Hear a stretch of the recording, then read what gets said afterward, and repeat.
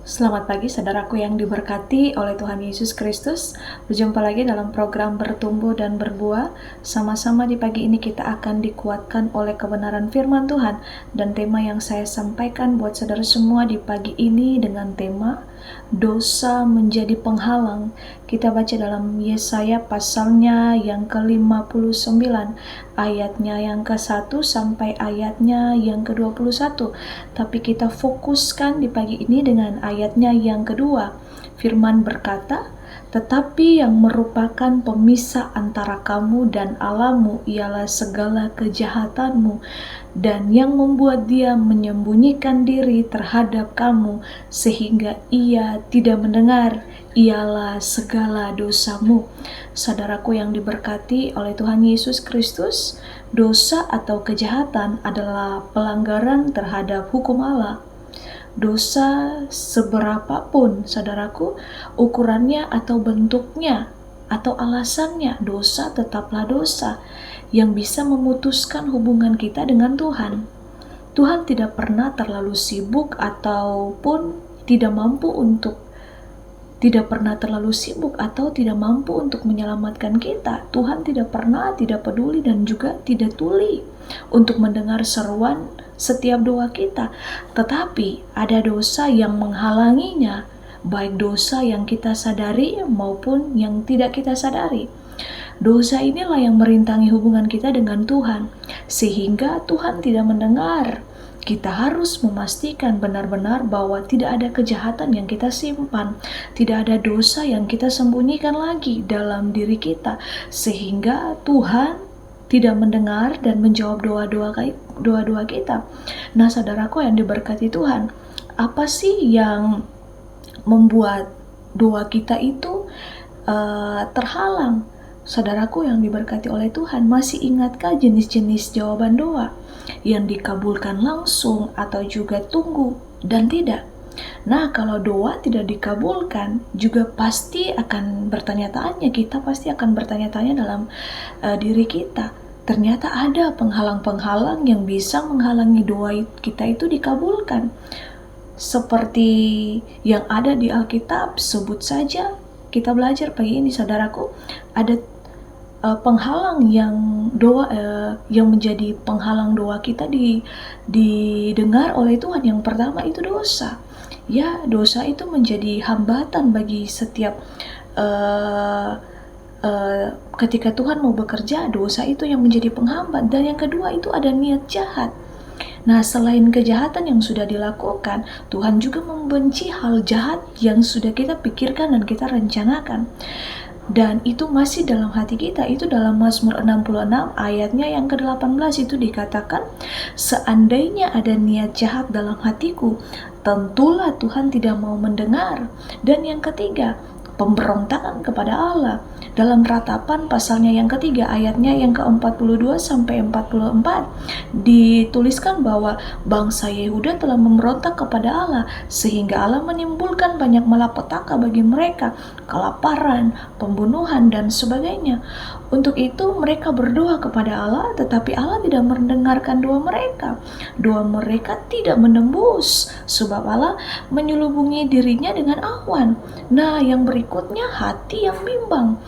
Hati yang bimbang ini menjadi penghalang doa kita dijawab oleh Tuhan. Dalam Yakobus 1 ayatnya yang ke-6 sampai ayat yang ke-7 dikatakan bahwa hendaklah ia memintanya dengan iman dan sama sekali jangan bimbang, sebab orang yang bimbang sama dengan gelombang laut yang diombang-ambingkan kian kemari oleh angin. Orang yang demikian janganlah mengira bahwa ia akan menerima sesuatu dari Tuhan. Saudaraku yang diberkati Tuhan, firman Tuhan ini berbicara mengenai hikmat. Ia berkata bahwa janganlah bimbang, sebab orang yang bimbang tidak akan menerima sesuatu yang baik dari Tuhan. Jadi mari kita percaya dan mengimani apa yang sudah kita doakan. Dan yang kelima, apa yang menjadi penghalang doa kita terjawab, yaitu motivasi yang salah. Atau kamu berdoa juga tetapi kamu tidak menerima apa-apa karena kamu salah berdoa. Sebab yang kamu minta itu hendak kamu habiskan untuk memuaskan hawa nafsumu.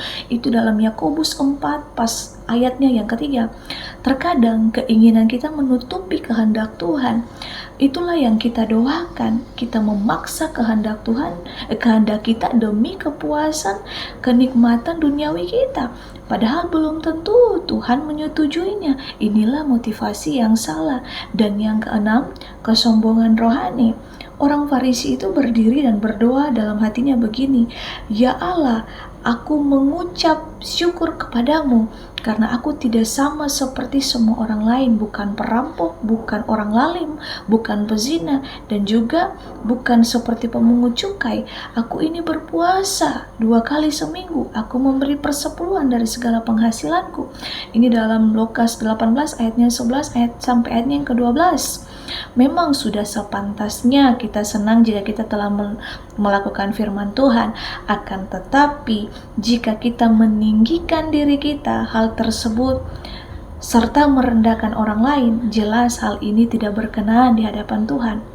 Doa dengan meninggikan diri seperti dilakukan orang Farisi ini jelas tidak akan berkenan di hadapan Tuhan. Tuhan sendiri mengakhiri perumpamaannya dengan berkata bahwa barang siapa meninggikan diri, dia akan direndahkan, dan barang siapa merendahkan diri, dia akan ditinggikan. Dan yang terakhir itu ketidakhormatan kepada istri. Ini berlaku bagi para pria yang sudah menikah. Dalam 1 Petrus 3 ayatnya yang ke-7 diingatkan bahwa para suami harus hidup bijaksana dan menghormati istri sehingga doa mereka tidak terhalang. Demikian juga kamu, hai suami-suami, hiduplah bijaksana dengan istrimu sebagai kaum yang lebih lemah. Hormatilah mereka sebagai teman pewaris dan kasih karunia, yaitu kehidupan, supaya doamu jangan terhalang.